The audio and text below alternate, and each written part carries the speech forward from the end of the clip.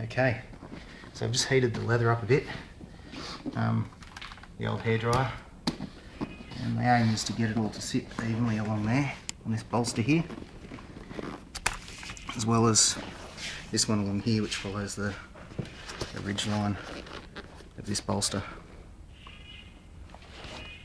The idea is you give it a bit of heat and it becomes so much more easier to work with. So we've started at the top with some loose zip ties just up there, and we've loosely secured these rails for these bolsters on with some zip ties to start, and one down there.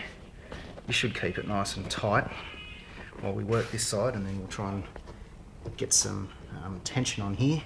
We'll work this side and we'll just go back and forwards until it sits right. We'll do this tongue section last. So, here we go, my trusty accomplice can give that a bit of a go. We'll go through the motions.